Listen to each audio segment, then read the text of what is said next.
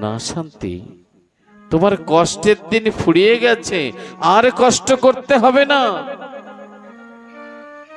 আমি স্বয়ং শ্রীহরি, তুমি সেই লক্ষ্যে। এবার আমি নিজেই গারস্থ ধর্ম পালন করতে নিজেই গারস্থ সাজব, আর এই গারস্থ ধর্মে তুমি সহযোগিতা করবে। শুধু তাই নয় শান্তি, তুমি হবে এই জগতে সকল নারীর গুরু, আর সকল নারীকে তুমি শিক্ষা দেবে কিভাবে সংসার খাঁটি রবে, স্বামী স্ত্রী কি করে মিলে মিশে থাকতে পারবে, সুসন্তান গৃহে কেমন করে আসবে, সংসারে সকল পরিবার মাতা পিতা শ্বশুর শাশুড়ি সবাইকে নিয়ে সংসার কি করে সুখে শান্তিতে থাকতে পারবে। তুমি জনম ভরে এইটাই প্রচার করো, এইটাই তোমার ধর্ম।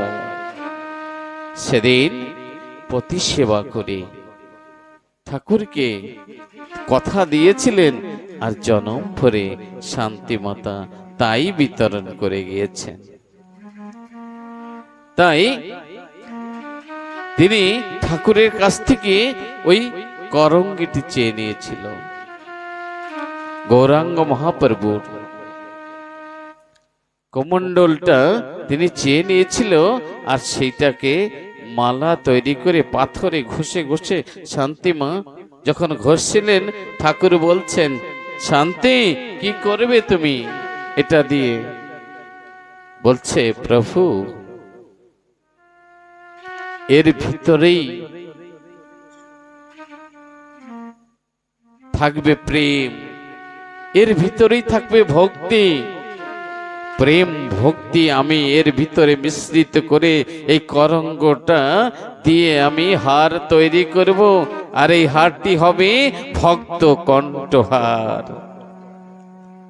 তাই সেদিন থেকে শান্তিমা এই হার তৈরি করলেন। শুধু কি তাই, তিনি বললেন, এই বিশুদ্ধ করঙ্গ হার যার গলে দলে, শত জন্মের ভাই বলে নিবি তারে কোলে। হরি বল হরি বল হরি বল।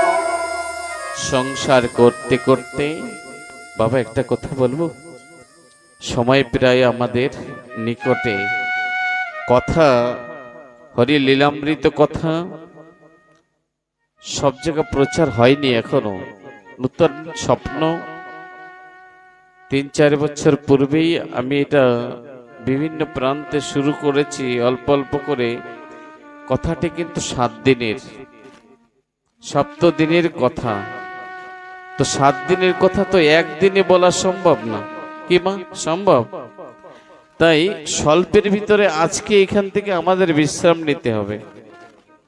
তো যদি কোনো সুযোগ হয়, কোনো ভাগ্যবান মহান ব্যক্তি যদি এই গায়ে থাকে আর যদি আহ্বান করে, তাহলে সেদিন চেষ্টা করব ঠাকুরের পূর্ণ লীলাকে প্রকাশ করার জন্য। তাই স্বল্পের ভিতরে আমাদের বিশ্রাম নিতে হবে। তো কথা না বাড়িয়ে আমি এখানেই বলছি, ঠাকুর যখন বিবাহ করলেন, এক এক করে তার ৫ম ভাইকে বিবাহ দিয়ে দিলেন। যশবন্ত ঠাকুর ৫ম ভাইকে বিবাহ দিয়ে সবাইকে ডাকলেন। 5 পুত্র 5 পুত্রবধূকে ডেকে কাছে এনে বলছেন, শোনো পুত্রগণ, হে পুত্রবধূগণ, তোমরা মন দিয়ে শোনো। আমি যশবন্ত ঠাকুর সারা জীবন ওই শ্যাম সুন্দরের পূজা করে এসেছি। ঠাকুরকে অন্ন না দিয়ে আমি অন্ন গ্রহণ করিনি, জল গ্রহণ করিনি। আমার জীবনে যা কিছু উপার্জন করেছি তার 1/3 দিয়ে আমি বৈষ্ণব সেবন করেছি, এবং সেই বৈষ্ণবের আশীর্বাদে তোমরা 5 ভাই এই ধরাধামে এসেছো। আর পুত্রবধূগণ, তোমরাও কিন্তু সেই সাধুগুরু বৈষ্ণবদের আশীর্বাদে আজ এই যশবন্তের ঘরে কুলবধূ রূপে এসেছ। আজ কিন্তু আমার যাওয়ার পালা। আজ আমি বিদায় নেব, আর এই বিদায় বেলায় আমি তোমাদের সকলকে বলে যেতে চাই, তোমরা 5 ভাইতে মিলে মিশে থেকো। কেমন? কেউ কারোর সঙ্গে ঝগড়া করবে না, বিবাদ করবে না। 5 বউ, 5 পুত্র বধূ, তোমরা 5 বোনের মতো মিলে মিশে থেকো। ভাইতে ভাইতে যেন কলহ না ঘটে, সেদিকে দৃষ্টি তোমরা রেখো। তোমরাই তো আমার ঘরের লক্ষ্মী, তোমরাই তো আমার বংশকে আগে নিয়ে যাবে। আমার বংশের ভবিষ্যৎ তোমাদের হাতে। তাই আমার শেষ দিনের কথাগুলো ধারণ করে এই সংসারটাকে তোমরা, এই বংশটাকে আগে নিয়ে যেও, মিলেমিশে থাকো। যাই হোক, আমার এখন যাবার সময়, আমাকে একটা বিছানা করে দাও। অমনি একটা মাদুরে বিছিয়ে দিলেন, একটা সুন্দর বিছানা করে দিয়েছেন। যশোবন্ত ঠাকুর শুয়ে পড়লেন। যশোবন্ত ঠাকুর যখন শুয়ে পড়েছেন, দেখেন তিনি ভক্ত সেবা করতেন, ভগবানের সেবা করতেন। অন্তিমে কি ফল হয়, এই যশোবন্ত তার জীবন্ত প্রমাণ। তিনি নিজেই বলছেন, আমাকে শুইয়ে দাও। বলছে, একটু নাম করো, একটু হরি নাম করো। সবাই মিলে আজ হরি নাম করছেন। নাম করতে করতে করতে বলছে, আমার সময় শেষ। বলছে, হরি হরি। দ্বিতীয় দাগ তার দিতে হয়নি। স্বয়ং বৈকুণ্ঠ শ্রীহরি তিনি পুষ্পরথ নিয়ে আজ যশোবন্ত ঠাকুরকে নিতে আসলেন। যশোবন্ত সেই পুষ্পরথে চড়ে বৈকুণ্ঠ গমন করছেন। বলে যশোবন্ত ঠাকুরকে জয়। এমনি করে যশোবন্ত ঠাকুর তার মানব লীলা সম্বরণ করলেন। পরবর্তীতে শ্রীহরি তিনি ভাইদের সঙ্গে মিলেমিশে থাকলেন। জমিদারের অত্যাচারে অত্যাচারিত হলেন, পৃথক অন্ন হলেন এবং 300 টাকা ভাগে পেল। তাই নিয়ে উড়িয়া কিছু কি বলে, বড়াই মানে যারা কাঠের কাজ করে, কাঠ মিস্ত্রি, তারা ছিলেন। যেইখানে থাকতেন উড়িয়া বড়াই, আর কি বড়াই মানে কি বলে, কাঠ মিস্ত্রি। ওই কাঠ মিস্ত্রি যেখানে থাকতেন, ওই জায়গাটার নাম পূর্ব বাংলায় উড়িয়া নগরী বলে আখ্যায়িত ছিল। উড়িয়া নগরী বললে সবাই জানতেন। ওই উড়িয়া নগরীতে গিয়ে বসবাস করতে শুরু করলেন এবং একদিন ওই জায়গার নাম হলো ওড়াকান্দি। শ্রীধাম ওড়াকান্দি, ঠাকুর যেখানে লীলা করেছিলেন। আর তিনি হরিনাম প্রচার করতে শুরু করলেন। শ্রীধাম ওড়াকান্দি ধাম কি, শ্রীধাম ওড়াকান্দি ধাম কি, হরি বল। তো তিনি জীবের দ্বারে দ্বারে হরিনাম বিলাতে শুরু করেছেন। শুরুতে অনেক কষ্ট করতে হয়েছে, কত নির্যাতন সইতে হয়েছে। একদিন দশরথের বাড়ি 10টি জুতোর আঘাত পেরেছিল দশরথকে। 10 টাকা জরিমানা করেছিল। হরিচাঁদ ঠাকুর 20 টাকা দিয়েছিল। আর ওই 10টি জুতোর আঘাত মেরেছিল দশরথকে, কিন্তু সেই 10টি জুতোর দাগ হরিচাঁদ পৃষ্ঠে ধারণ করেছিল। এমন ভক্ত ভগবানের। তাই তিনি যে গোলকে গোপনে অনার্পিত চরণ চিরাত, যেই নামটি গোপনে ছিল, সেই নামটি জীবের দ্বারে দ্বারে উন্মুক্ত করে বিতরণ করল। তাই তিনি কি নাম নিয়ে এলেন? হরিনাম। এবারে নিয়ে এলো রে গোলকে গোপন ছিল রে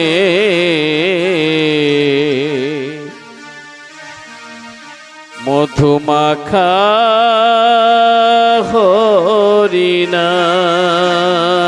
হরিনাম মধুমাখা হরিনাম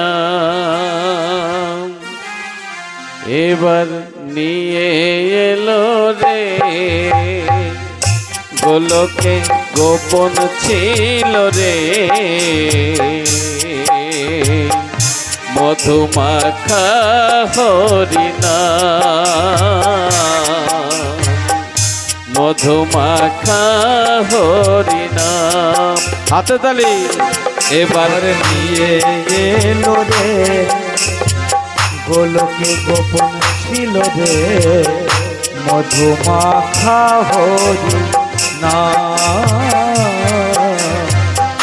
মধুমাখা হরিনাম সফলা নগরে যশমন্তের ঘরে সফলা নগরে যশবন্তের ঘরে সফলা নগরে যশমন্তের ঘরে উদয় হল হরিকা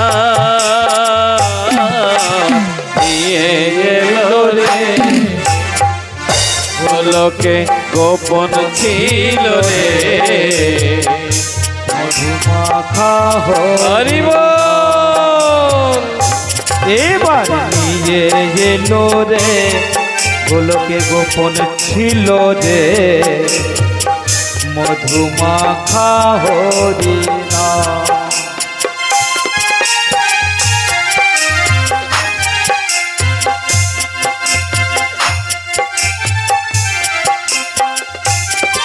কে হরিনামে খুশি না কে মা মুখ কালো কেন একটু হাসি মুখে বাহু তুললে তালি বাজিয়ে হরি বল।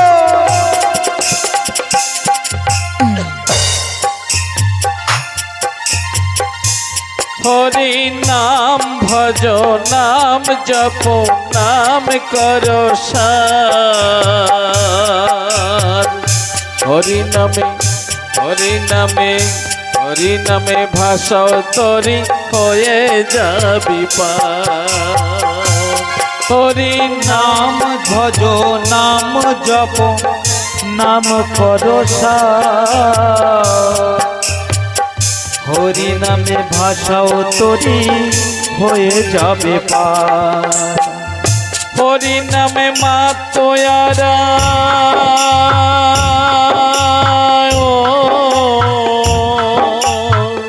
হরি নামে মা তোয়ারা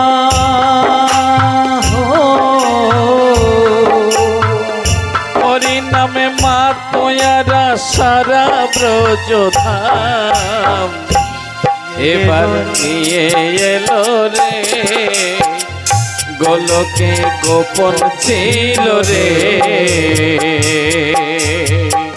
মধুমাখা হরিনাম মধুমাখা হরিনাম এবার নিয়ে এলো রে গোলকে গোপন ছিল রে মধুমাখা হরি বল মধুমাখা হরি নাম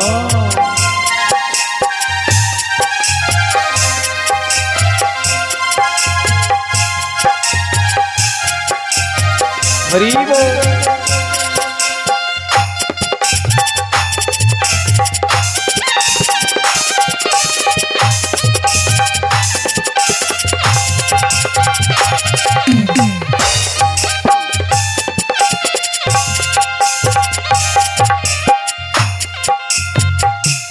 কত পাপি তাপি ও কত পাপি তাপি তোরে গেল এই হরি নামে মুখে বলো হরি হরি, শ্রবণ করো কানে।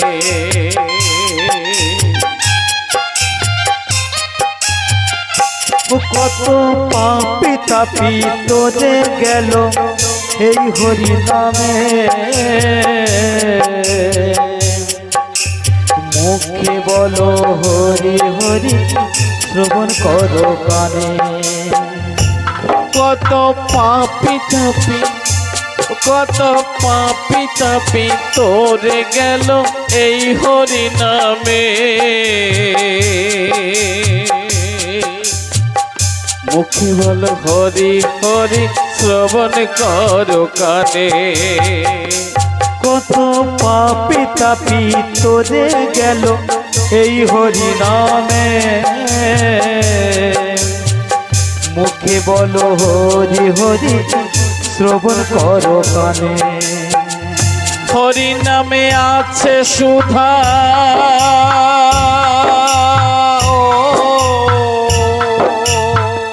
হরি নামে আছে সুধা,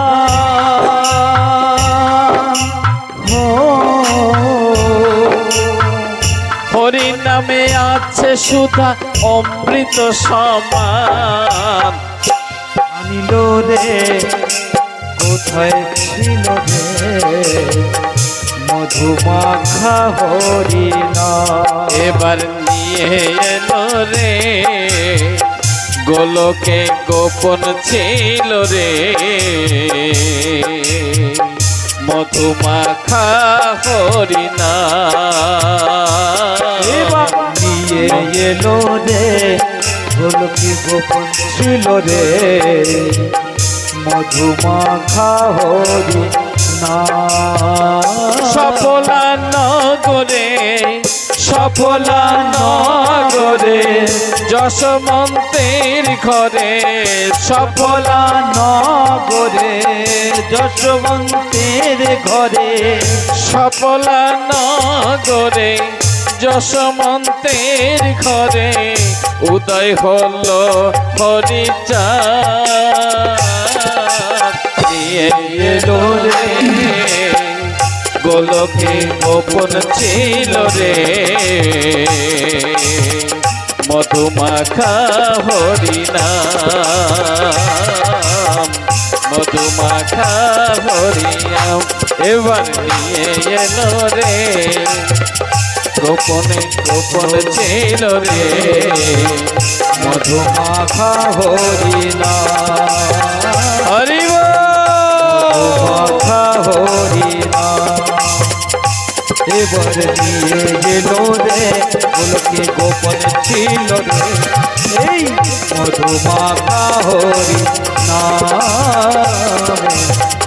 মধুমাখা হরি নাম। একটি ভক্তির কথা বলুন। হীরামন গোস্বামী রাউত খামার বাড়ি ছিল। এই হীরামন তিনি 10 গ্রামের লাঠিয়াল ছিলেন। লাঠিয়াল মানে মস্তান ধরে নিতে পারেন, অর্থাৎ এই 10 গ্রামের ভিতরে সবথেকে শক্তিশালী ব্যক্তি তিনি ছিলেন। আর কেউ নয়, হীরামন। হীরামনবালা তিনি চৈতন্যবালার ভাইপো, আর চৈতন্যবালা 10 গ্রামের মাতব্বর। বলেন, চেয়ারম্যানের ছেলে, চেয়ারম্যানের ভাইপো নাতিপুতি হলে তার কি একটা পাওয়ার হয় না কি মা? হয়তো আজ চৈতন্যবালার ভাইপো হীরামনবালা তেমনি তার পাওয়ার আছে। কিছু হলে তো তার কাকা আছে, তাই না? কিছু না কিছু করবে তো, আর তার শক্তিশালী, তার পাওয়ার আছে, গায়ে জোর আছে। 10 গ্রামে লাঠিয়ালি করে বেড়াতেন। বিশাল জমি জায়গা ছিল চৈতন্যবালার, সেগুলো দেখাশোনা করতেন। একদিন ঠাকুর এসেছেন মল্লকান্দি, মৃত্যুঞ্জয় বিশ্বাসের বাড়ি এসেছেন, সেখানে শ্যামা পুজো হচ্ছে। আজ হীরামনও গিয়েছেন। হীরামন কে কে বলেছেন ওখানে হরিচাঁদ ঠাকুর এসে কীর্তন করে, আমাদের সমস্যা হয়, আমাদের কষ্ট হয়, তো কীর্তন টীর্তন বন্ধ করতে হবে। আজ বন্ধ করতে এসেছেন। এখানে এসে ঠাকুরের দিকে যখন তাকিয়েছে না, ওই রূপে ওই নয়নের সঙ্গে নয়নে যখন পড়েছে, তার ভিতরে কি করতে এসেছে ভুলে গেছে। ওই রূপের সঙ্গে যদি কেউ নয়নে মিলাইছে না, তার সব বিষয়ে বিষ অমৃত হয়ে গেছে। তাই আজ হীরামনবালা ওই নয়নে নয়ন দিয়েছে, কিন্তু ভাবছে তাই তো